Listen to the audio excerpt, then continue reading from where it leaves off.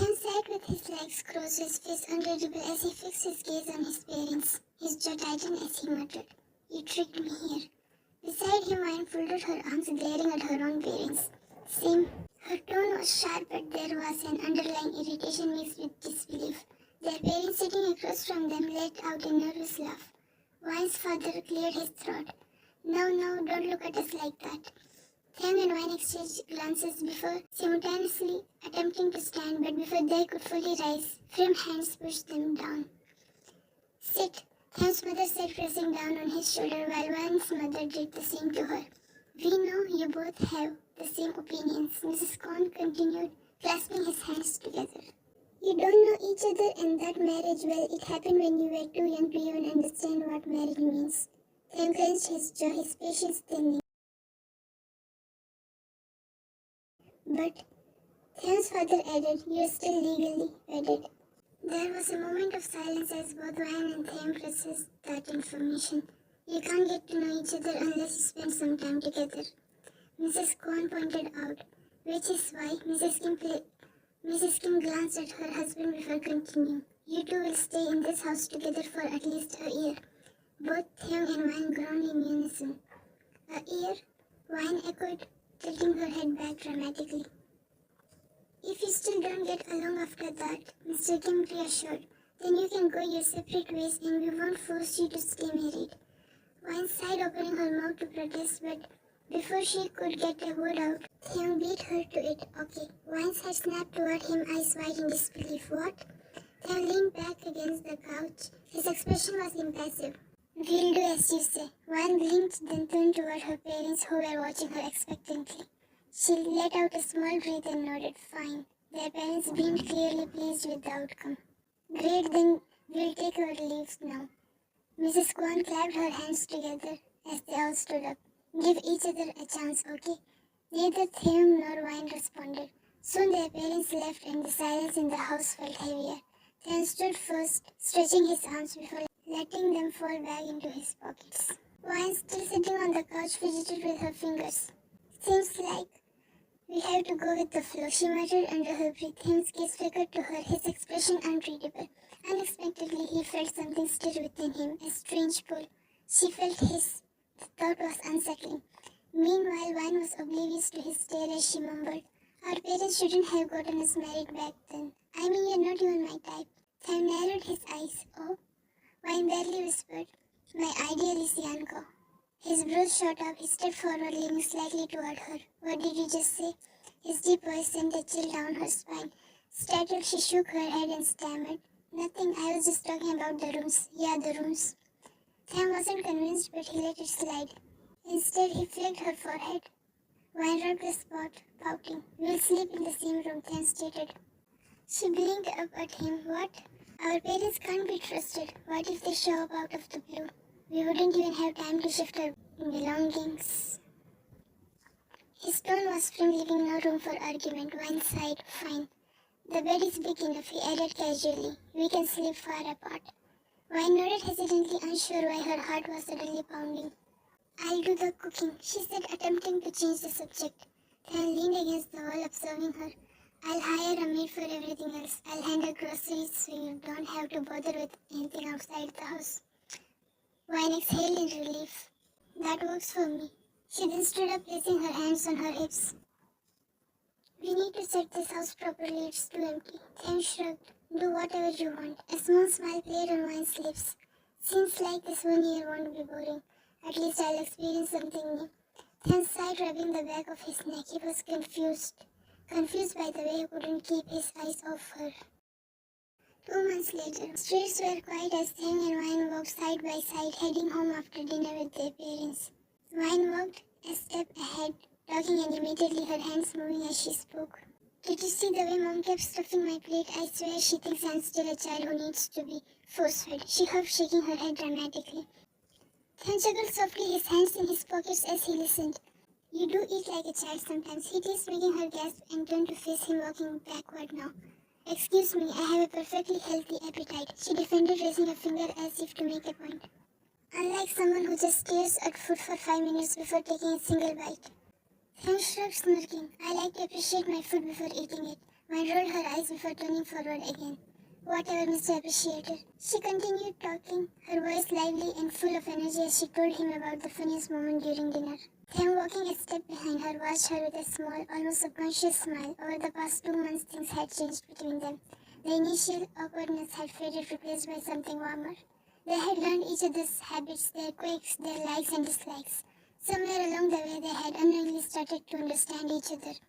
Just as Wayne was in the middle of another story, a loud bark suddenly echoed from the nearby alley. She flinched, gasping, and without thinking, she clung to Thane's arm, pressing herself against his side. Thane halted, looking down at her in amusement. Scaredy cat, he teased, his deep voice laced with laughter. Wayne pouted, gripping his arm tighter. It was sudden. She defended her, voice small. Thane chuckled, feeling the warmth of her body against his. His heart gave an unfamiliar jolt. I didn't know you were scared of dogs. I'm not scared. She huffed, but her grip on his arm didn't loosen. In fact, she was hyper-aware of the warmth of his skin beneath his shirt, the solid feel of his muscles. Her heart thudded wildly, and she gulped, quickly stepping away.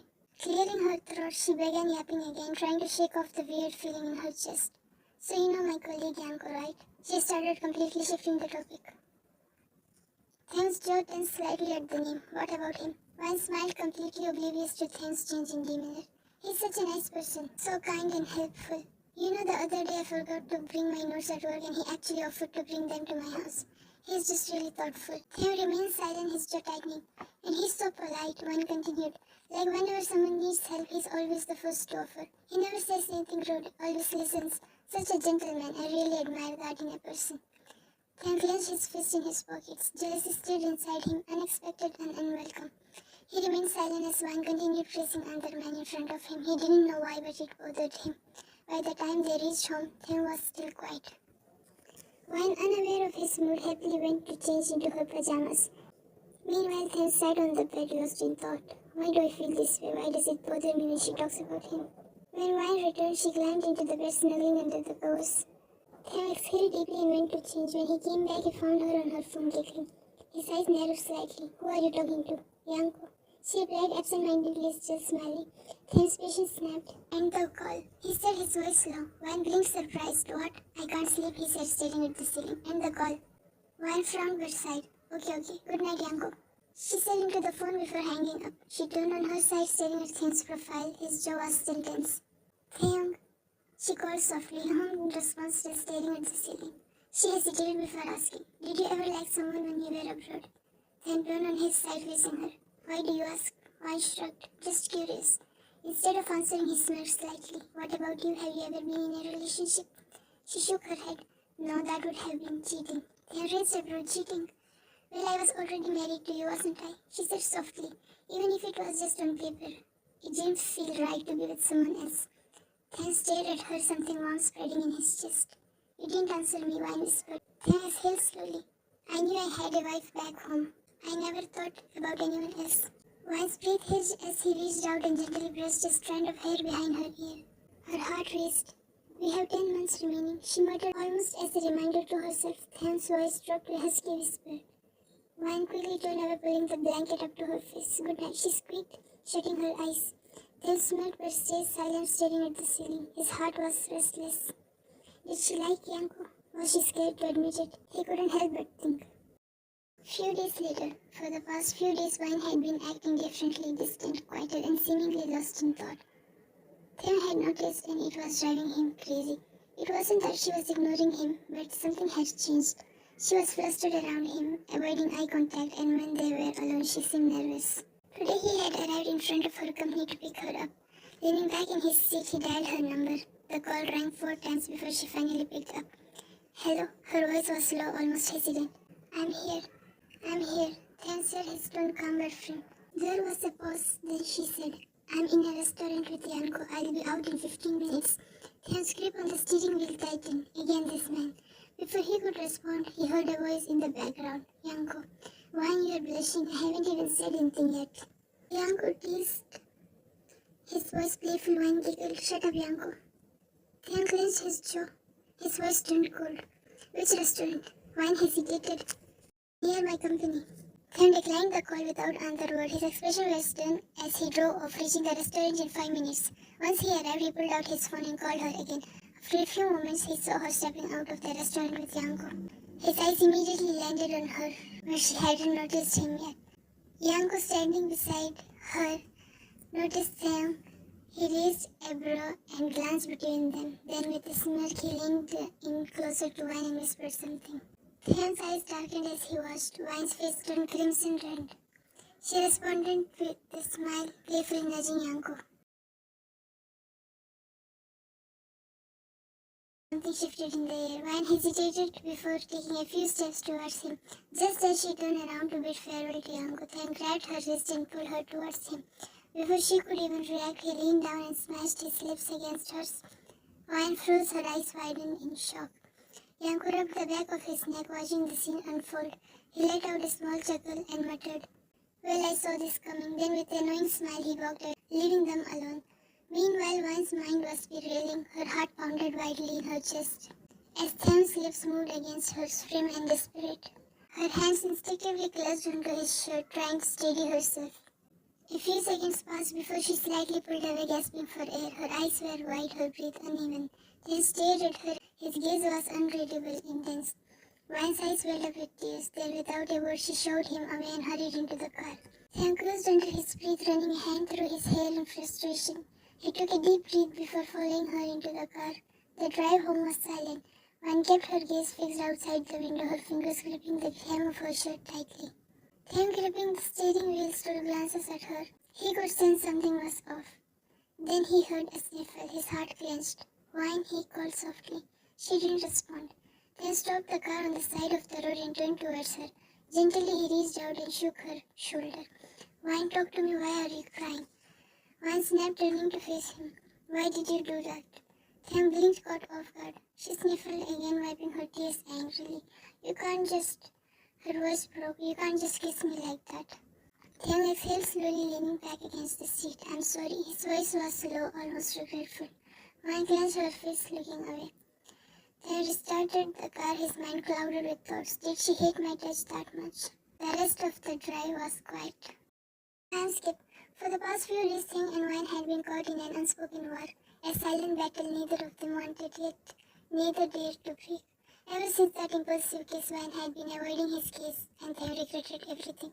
He regretted acting out of impulse, letting his jealousy take over, and most of all, making her cry. Tonight, as they arrived home, the tension was thick between them. Wine entered first, switching on the lights of their bedroom. She placed her bag on the bed, sighing softly before bending down to remove her shoes. Theon, following behind, took off his coat and rolled up his sleeves, his gaze never leaving her. His eyes were intense, unwavering. Wine's face warmed for no reason. "Why is he staring at me like that?" She swallowed suddenly, feeling flustered under his gaze.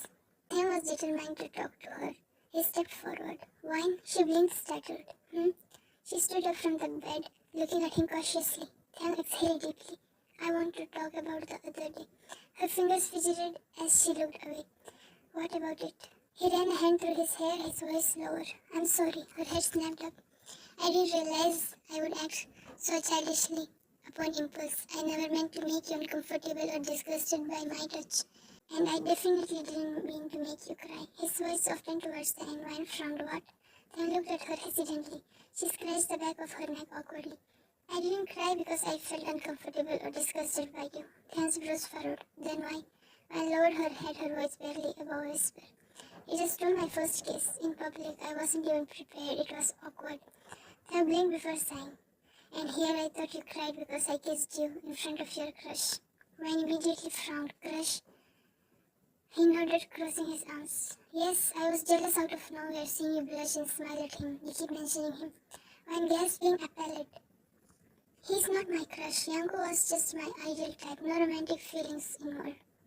Then stared at her before exhaling in relief. "And I was going crazy because of that guy for no reason." Wine's face turned crimson. She hesitated before mumbling, "Let me make it clear. 𝐿𝐻𝐻𝐻 wanted to discuss proposing to his crush. I was smiling and blushing because he kept teasing me about you." Theon's eyes widened slightly. Before he could respond, Wine turned around, putting away their shoes, but then... "Theon," Wine called out, suddenly aloud. He frowned. "What?" "Why is the window open and the wardrobe light on?" Theon's body stiffened. I'm sure I switched it off this morning, he muttered. Just as he took a step forward, bang, the wardrobe door slammed open. A masked man dressed in black stepped out, gun pointed directly at Vine. Two more men entered the room dressed identically. Vine screamed, a cold sweat breaking out on her skin. Shut up, the man growled. Don't scream, Vine. Then shouted, trying to move towards her, but one of the men immediately pressed a gun to his temple. Stay right there, the man threatened. Vine was trembling, her eyes glistened with tears. Then clenched his fists. What do you want? He asked through gritted teeth. The man sneered. Everything, money, jewelry, hand over everything you have. One of the men exited the room. I'll guard outside. Meanwhile, the remaining thug grabbed Vine harshly by her hair. I said stop crying, or I'll empty this gun into your head, he spat. Vine whimpered, hissing at the pain.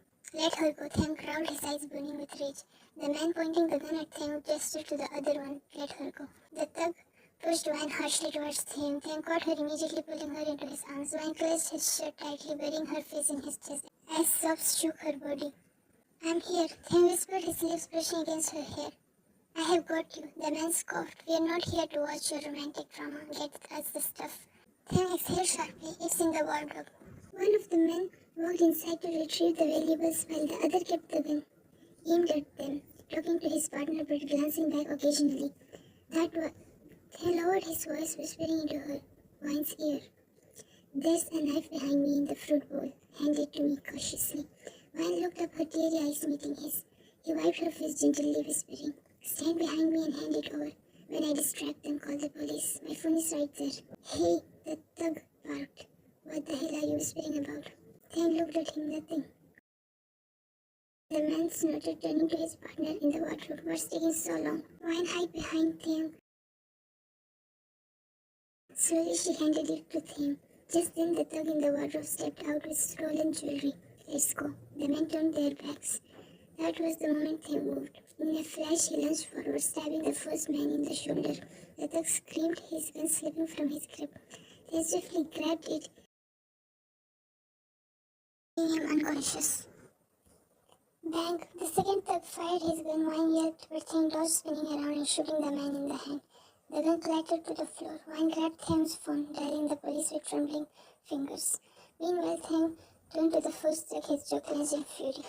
You dared to hurt my wife. His voice was deadly before he shot the guy in the leg. The third thug, who had been guarding outside, rushed in upon hearing gunshots. Vine, still shaking, spotted the heavy showcase beside her. With all her strength, she hurled it at him. The man stumbled and fell to the ground. Tham smirked, that's my girl. Together they quickly tied up the wounded man. Within minutes, sirens wailed in the distance. The police barged in, taking the men into the custody. Tham let out a heavy breath, glancing at Vine, who was still shaken. He immediately pulled her into his arms. Are you okay? Vine clutched onto him, her face pressed against his chest. I was scared. Tham kissed her temple. It's over now. Soon his parents arrived, whom Tham had informed. Tham gently stroked Vine's hair. Go with Mom and Dad. I need to go to the station to settle things. Vine clung to him, hesitant. Will you be okay? He smiled, cupping her face. Of course, I'll be back soon. She bit her lip before nodding.